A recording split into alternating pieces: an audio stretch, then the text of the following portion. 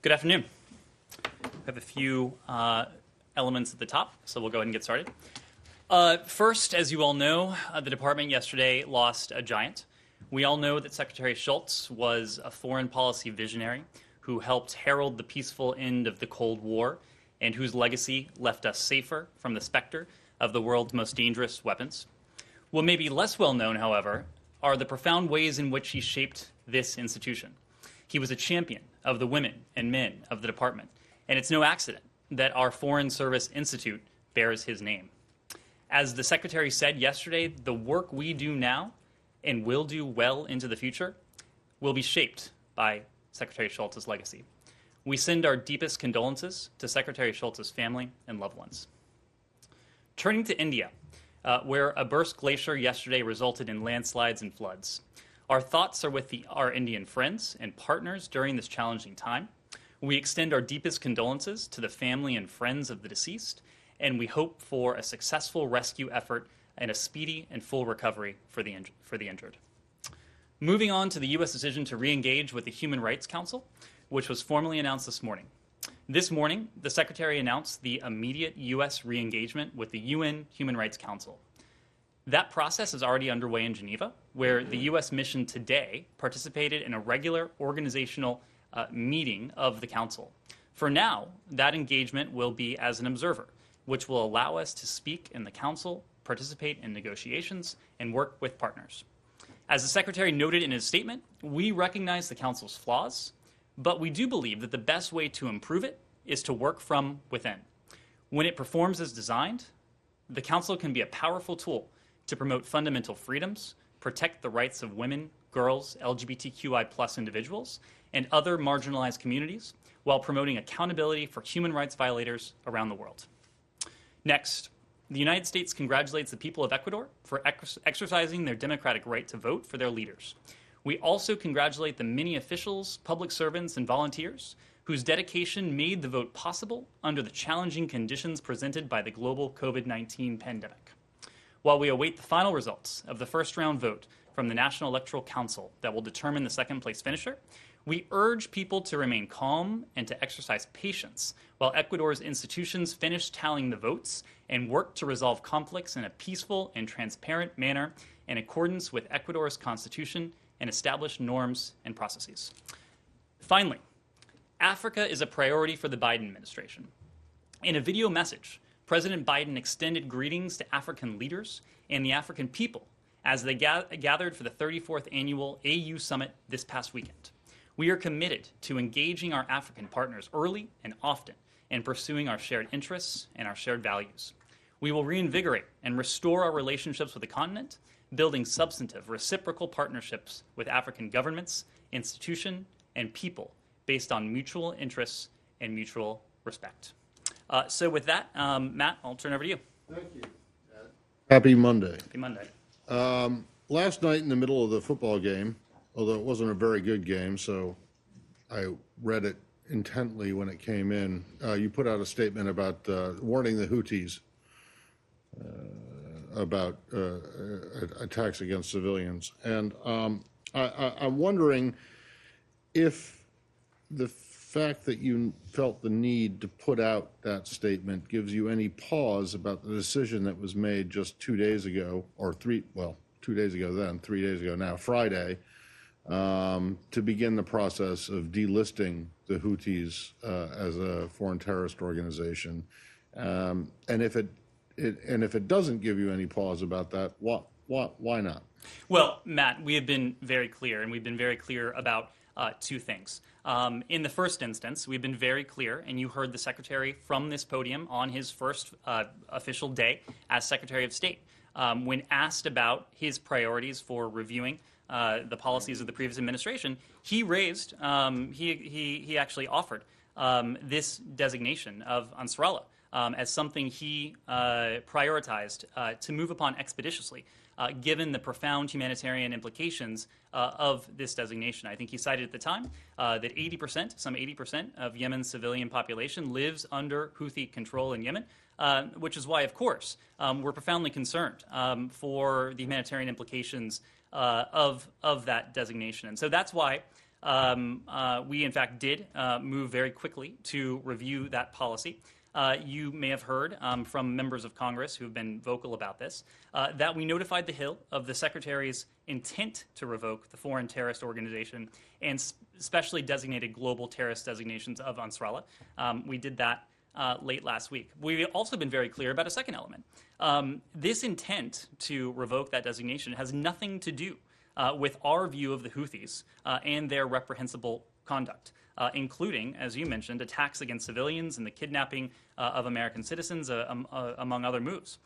We are committed, as we again said last night, to helping Saudi Arabia defend its territory against further such attacks. Our planned action, the Secretary's intent to delist, is due, as I said before, to the humanitarian consequences of this last-minute designation. We can do two things at once. We can ensure that we do not add to the suffering of Yemeni civilians, Yemen now home to what is believed to be the world's worst humanitarian catastrophe, while continuing to stand with Saudi Arabia in the face of these attacks from the Houthis. Yeah, but aren't you, I mean, you say you can do two things at once, but by revoking this designation and the sanctions that it entails, aren't you helping the Houthis and at the same time helping them attack, and what you said in your own statement last night, attack civilians, which makes the civilian crisis even worse, no? I would dispute that. I think we will certainly keep up the pressure on the leadership of the Ansarallah movement, of the Houthis. We can do that without the sort of broad designation, the two designations that I spoke to, that do have tremendous pernicious impacts on the humanitarian implications of the last thing on people. this. When you kept saying intent to, is there a chance that you might not go through with it? No, I've referred to the intent because in this matter and across the board, we intend to return to regular order, including regular order when it comes to our interactions and consultations with Congress. The Secretary wanted to make sure that he had apprised Congress of this intent. As I mentioned before, we did that last week. And so it remains an intent as of now. Yes, Humaira. Just a quick follow-up since we're on Yemen. The UN Yemen envoy met with Zarif today in Iran to discuss ending the conflict in Yemen. Does the United States believe Iran is still providing support to Houthis? And if so, what kind of support? After this, I'm going to move on to another topic. Well, when it comes to our assessment of the specific support that Iran may be providing to the Houthis, I would refer you, some of that may be predicated in intelligence channels. I wouldn't want to go too far into that. What we have said generally is that Iran has been a malign force in the region. We have spoken of its support for proxies, for terrorist groups, its support for the Houthis as well. I don't think we want to go, or at least I don't want to go further today in detailing that support, but if we do have more to share, we will. Right. And on Myanmar, so over the past couple of days, tens of thousands of people have been protesting and against the military coup, and there's a fear that the army will move on them. How close are you in finalizing your action in response to the military takeover and the fact that these demonstrations and the threat of the army moving towards them, does that add a sense of urgency? Well, we've always operated with a tremendous sense of urgency here. That is why within hours of the military's coup in Burma, we called it as such. I think more broadly, when it comes to what we've seen in recent days and recent hours, it is fair to say that we stand with the duly elected representatives of the people of Burma in their efforts to speak for the people of the country. We join them in demanding the immediate and full restoration of the democratically elected government. We stand with the people of Burma, support their right to assemble peacefully, including to protest peacefully in support of the democratically elected government, and the right to freedom of expression, including the freedom to seek, to receive, to impart information both online and offline. We're, of course, very concerned about the military's recent announcement restricting public gatherings. As I said before, we strongly support the right of all individuals in Burma and around the world to freedom of expression, association, peaceful assembly, including for the purposes of peaceful protest. When it comes to that review that you mentioned, we're of course taking a very close look at the policy measures that we could potentially enact should the military not change its course. We are moving quickly in that measure, and we're doing so, I think, consistent with the principle that I outlined with Matt in a very different context, making sure that whatever we do to hold the military to account for this coup, that we don't add to the humanitarian concern of the people of Burma. So we're doing that in this case as well. Can we come back to Yemen, please?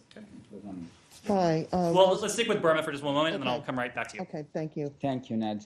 The junta chief in Burma said that this time the military rule will be different, promising free and fair elections at the end of the emergency period. Do you see that do you welcome this kind of statement, or is it clearly a non-starter for you? It's a non-starter. We've been very clear where we stand. We stand with the duly elected representatives of the people of Burma. We stand with the people of Burma who are now peacefully taking to the streets to exercise their universal rights. We stand with them. Yes, on Burma.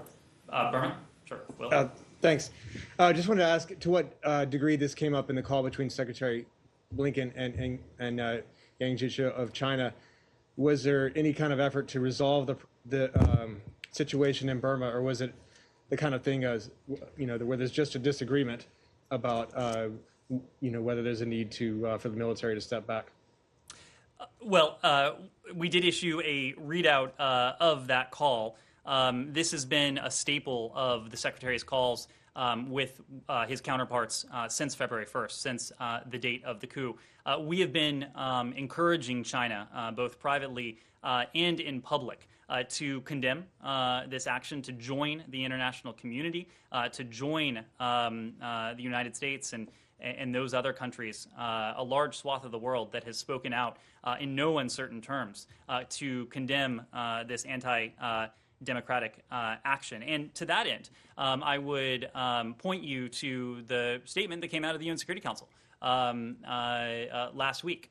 It did have some strong language. Of course, China did not stand in the way of that, but we continue to believe that the Chinese need to further condemn what has taken place in Burma in recent days. Have you or any U.S. officials been in touch with Aung San Suu Kyi or any of the detained NLD leaders or the military officials who are leading this junta? And then are you considering, in the face of the curfews and the crackdowns on protesters, ordering departure of non-emergency diplomats from the post there? So on your final question, we issued shortly after the events of February 1st, the coup on February 1st, the U.S. Embassy, the U.S. mission in Burma, issued a message to American citizens there. They did full accounting, full accountability for their personnel. I am not aware of any plans for a drawdown or an ordered departure at this time, but of course those are matters that we continuously evaluate. Remind me of your previous question. Have you been in touch with any of the detained? So I'm going to speak for the Department of State. I will say that shortly after the events of February 1st, we made an effort to reach out to Aung San Suu Kyi. We did that both informally and we did that formally as well. Those requests, of course, were denied. Andrew. I think I wanted to ask about Iran, but Roz, you had a Yemen question. Oh, I'm sorry. Yes, Yeah, Yemen. it's okay. I had a couple of more questions on Yemen. Yes. Number one, yes, reversing the SGGT and the FTO designations, does that affect the Magnitsky Act sanctions on individual Houthi leaders? And then the UK government announced earlier today that it's going to continue selling weapons systems to the Saudis. And of course, we all know the controversy around the Saudi involvement in the Yemeni civil war. What is the U.S.'s take on Downing Street's decision? Is the U.S. going to talk to the British about perhaps holding back on more weapon sales in order to promote the peace process? So on your second question, I think we'll let the British government speak to their decisions when it comes to their relationships with the Saudi government or any other government. Obviously, we have no closer partner, this special relationship in the bilateral relationship with London. We are consistently sharing notes, sharing views. I think and we have left no doubt more broadly where we stand on this issue. And you heard late last week, following the president's visit to the department, that we outlined a new approach, took steps to end the war in Yemen, a war that has, again, created a humanitarian catastrophe and a strategic catastrophe as well. I'll run quickly through those steps that we took. First, we made very clear that we are going to be focused intently on a diplomatic solution, working through the UN-led process and channels to restore the long dormant peace talks. We'll work closely with the UN envoy, Martin Griffiths, and you heard the president himself name Tim Linderking as our special envoy to the conflict. Second, as we said last week as well, we're ending all American support for offensive operations in Yemen, including those relevant arms sales. As we said at the time, this does not apply to our operations against AQAP. But it does include both materiel and restricting our intelligence sharing relationships with Saudi Arabia in the Saudi-led coalition in accordance with the president's guidance. And then third, we also made clear, as I was mentioning to Matt, that we do understand in the midst of all of this, Saudi Arabia faces a genuine security threats from Yemen, which we again saw over the weekend. And so as part of the interagency process, that will, beyond this, review future potential weapons transfers, we will look for ways to improve support for Saudi Arabia's ability to defend itself and its territory against threats. Thank you. Rich? Thanks, Dan. As you mentioned earlier, the administration has no interest in playing FTO whiplash here and returning the Houthis to that designation. But is there something that the administration is considering doing short of an FTO designation, any type of sanctions that the administration would, to sort of go with the or else of your statement from yesterday? Well, I think, Rich, we've been very clear that the Houthis are malign actors. Their conduct, as I said before, is reprehensible. The way in which they have the manner in which they have inflicted suffering on the people of Yemen, the people they purport to govern, their neighbors, the threat they pose to our interests in Yemen several years back. That is why we can and will continue to keep up the pressure on the Ansarallah, on the Houthi leadership, just as we take these steps that have received strong bipartisan support to ensure that we are not worsening the humanitarian suffering of the people of Yemen. We can do both things at the same time. Andrea. Can I switch to Iran? Sure. Related, but well, first, thank you for your comments about Secretary Shultz. It means a lot to a lot of people here. On Iran, the Ayatollah's statement, followed up, of course, by Fareed's interview with Foreign Minister Zarif, seemed to shut down any possibility of any progress until the U.S. lifts sanctions. Help us understand what wiggle room there is in that. I know you're not going to negotiate here, but well, you saw my line. I am not going to negotiate. Do you see that as a dead end? So we don't see this broader opportunity as a dead end at all. The proposal, and you have heard it for months now, from the then candidate Biden and now President Biden, has been very clear. If Iran is willing to resume full compliance with the JCPOA, we will re-enter that deal as well.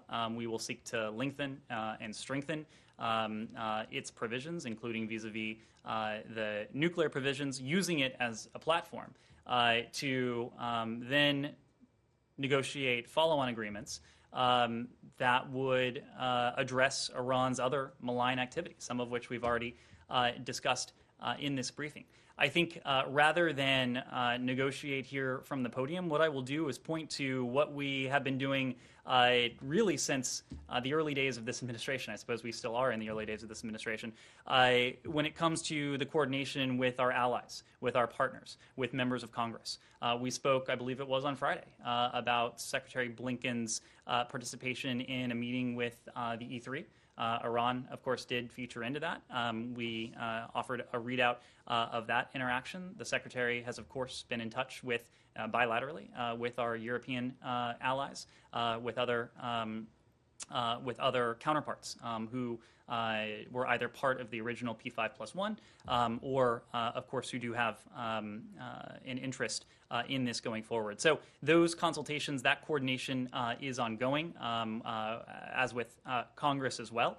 I think rather than respond to comments that may be emanating from Tehran, we're going to do our own consultations, ensure that we are synchronized, that we're harmonized with our closest partners, and go from a position of strength from there. Yes. Are there other incentives that we can offer Iran, such as not opposing IMF loans and other financial incentives that they could get, which would not technically be a lifting of sanctions? And is there any effort to reach out bilaterally? So on your second question, again, our focus has been on engaging both in multilateral and bilateral fora with our partners and allies. When it comes to any engagement with the Iranians, we're not there yet. We want to, again, make sure that we have our ducks in a row with our closest friends, our closest partners and allies, as well as with the institution of the United States Congress. When it comes to humanitarian gestures, the elements you mentioned, I think that would probably fall in the category of negotiating from the podium. So I wouldn't want to go there. But again, we are going to make sure that we are on the same page as our partners, our allies, that we have undertaken those consultations with Congress before we would allude to any of those measures. One more question. Do you see the date of February 21st when Iran has said it will stop following the additional protocol with the inspections requirements? Do you see that as a deadline for your full compliance, or some kind of red line that they shouldn't cross? No. On February 21st, if Iran has not resumed full compliance with the deal, Iran will still be out of compliance with the deal by definition. What we have put on the table is that we are looking for Iran to resume its full compliance. Of course, as you just alluded to with your question, Iran is quite a ways out of compliance in a number of specific areas. So we aren't looking to any particular date.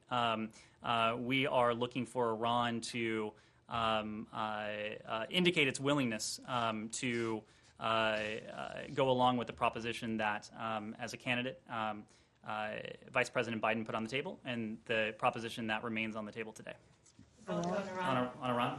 Well, let's move it around a little bit. Yes. Thank you. Also on Iran, how does this administration intend to deal with the hostage situation? Obviously, the Iranians are still holding, including one American, Siamak Namazi, who was picked up during the Obama administration. That's right. Look, the Secretary was asked about this, I believe, in one of his first broadcast interview, and he made very clear that we have no higher priority than the safe return of Americans who are being held unjustly around the world. Of course, that includes in Iran. We are, you know, that we have a special envoy in this building.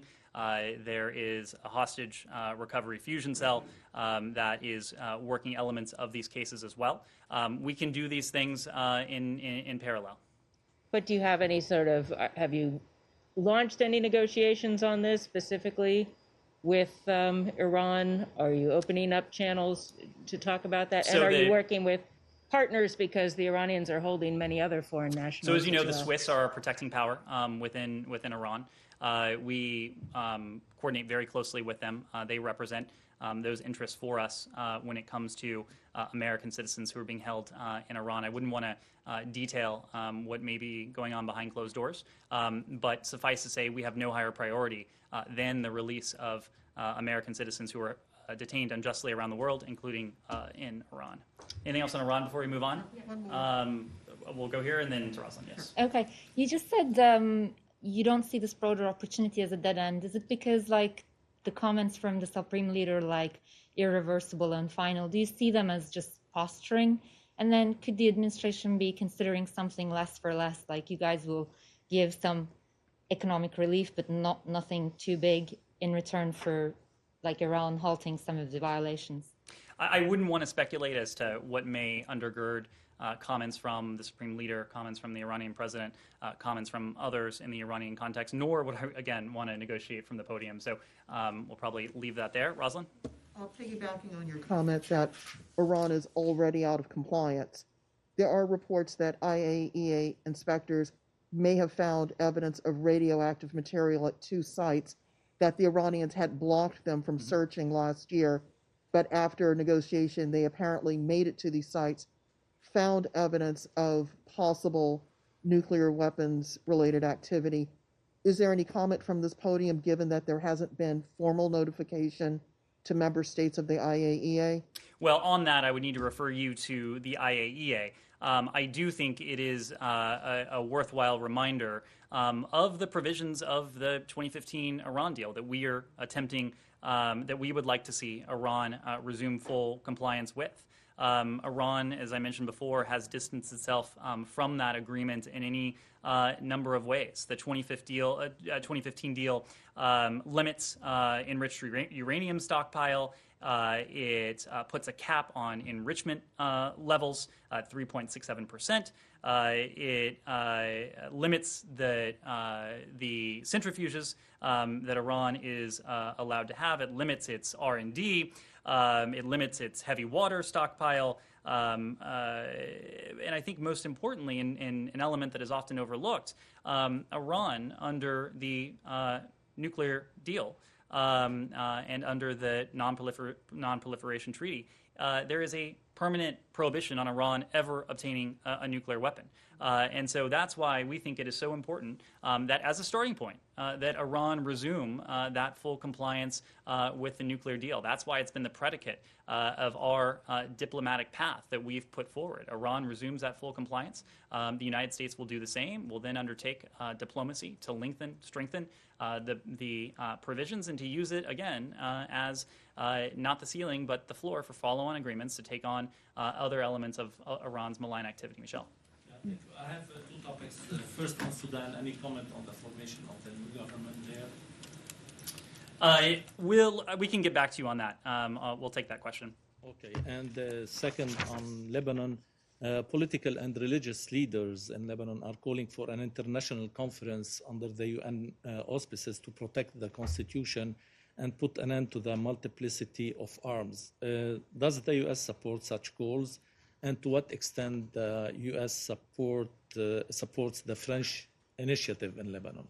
Well, you saw last week it was that Secretary Blinken, together with his French counterpart, did put out a very strong statement of support for the people of Lebanon. It was pegged to the 6-month anniversary of the deadly and horrific blast in Beirut. So I would refer you there. If we have any additional comment, we'll be able to provide that. And on the international conference, do you support? If we have any additional comment, we'll be able to get back to you. Can I just ask you to, do you accept, you just said in response to the last Iran question that Iran has distanced itself from the deal in many ways.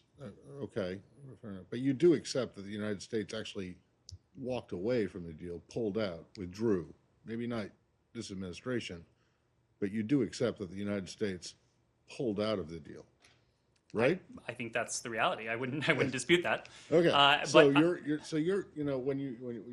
you're starting from a position behind the starting line here. You accept that or no? I think what I would accept is that we have outlined consistently and clearly a path forward for diplomacy for Iran, a path forward for diplomacy that we are intent to engage closely with our allies and partners, members of Congress on. I'm not going to stand here and I don't want to speak for the previous administration. I'm speaking for this administration. I'm speaking for our path forward. Okay. Secondly, on the UNHCR HRC decision this morning, taking note of that, also taking note of the fact that you guys have said that, yes, it's got problems and we want to reform it, we want to do it from within. One of those problems the previous administration cited in pulling out of it, withdrawing from it, was an anti-Israel bias. And I want to ask about that, but also the Secretary's comments last week about the International Criminal Court and its decision, which we talked about on the phone on Friday.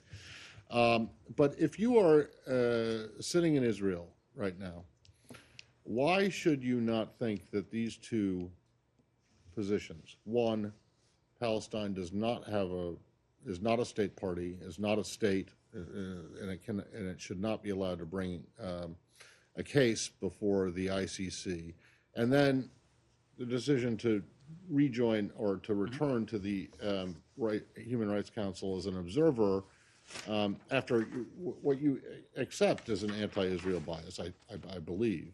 How do you square those? If you're sitting in Israel, how should you take these two things? Well, I think this, first of all, of course, we put out, I think, what was a very strong statement in the aftermath of the ICC ruling. That statement made clear, as we made clear when the Palestinians purported to join the Rome Statute in 2015, that we don't believe the Palestinians qualify as a sovereign state and therefore are not qualified to obtain membership as a state or to participate as a state in international organizations, entities, or conferences, including the ICC. We'll continue to uphold President Biden's strong commitment to Israel and its security, including opposing actions that seek to target Israel unfairly. That takes me to the decision we announced earlier today.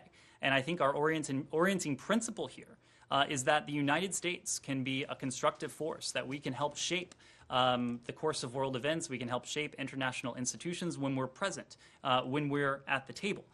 We believe that the United States plays a constructive role on the Council when we play a constructive role on the Council in concert with our allies and partners. Positive change is possible. It is within reach. You outlined one of those reforms that is necessary, the Council's disproportionate focus on Israel. And second, I think ensuring countries with strong human rights records serve on the Council. We firmly believe that states with the worst human rights record don't belong on the Human Rights Council. On both of these elements, it is our view that the best way for us to reform them, to improve the Council as an institution, is to engage with it, to engage with its members in a principled fashion. And that's what we intend to do in the first instance as an observer. I know we're running out of time, so yes, please. Thank you. A couple of real quick questions on Latin America, shifting a bit. What kind of reaction have you been getting so far from the Northern Triangle Central American countries after pulling out of the asylum cooperation agreements on Saturday, I think it was? And secondly, on Venezuela, all of the readouts I'm seeing, unless I missed something of the Secretary's calls with various world leaders, I saw Venezuela only mentioned once. Why is that? Does that reflect a lack of fresh ideas and strategy, or why aren't we not seeing that come up more? No, look, readouts are obviously a snapshot. These oftentimes are lengthy conversations, and readouts typically are not lengthy documents. So it is very fair to say that Venezuela has been a topic with many of the Secretary's closest, many of our closest friends, allies and partners across the region, but also in Europe and elsewhere. and it will continue to be the case. I think a defining hallmark of our strategy to help the people of Venezuela achieve their legitimate aspirations for democracy will be a coordinated approach. And we talked about, I recall very distinctly with Matt, the approach we will take with our partners bilaterally and then in multilateral fora as well to ensure that we are achieving that outcome for the people of Venezuela. When it comes to the termination of the asylum cooperative agreements, this was something that President Biden committed to when he was a candidate on the campaign trail. It is a broader element of the president's commitment to a regional migration plan and a regional migration strategy that takes into account the root causes of migration, that sees countries in the region, including those in the Northern Triangle, as true partners. As the Secretary's statement over the weekend regarding the end of the ACAs made clear, that we've notified those countries. We've been in touch at different levels. This was not something that came as a surprise to them, and we look forward to continuing to work with our partners in the Northern Triangle on a strategy to regional migration that addresses many of those drivers that have, over the course of years, left those in the region with few perceived options rather than to migrate north. Our strategy is predicated on the idea that we can give opportunity to those in the region and remove some of the inducements that they might otherwise have to undertake the very dangerous journey to the United States, a journey that is currently made all the more dangerous by COVID and, of course, those who would seek to take advantage of those fleeing their home countries. So I know we've gone on for quite some time. Kim, I see you earnestly raising your hand in the back, please. Thank you.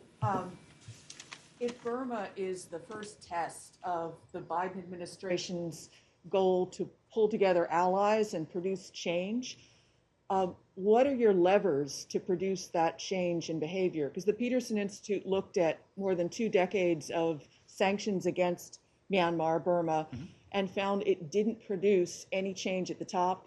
The Trump administration sanctioned the top coup leaders last fall. That didn't produce any change. How are you going to get them to change how they're treating the people on the ground? Well, the United States over the course of years has been the most ardent supporter of the people of Burma.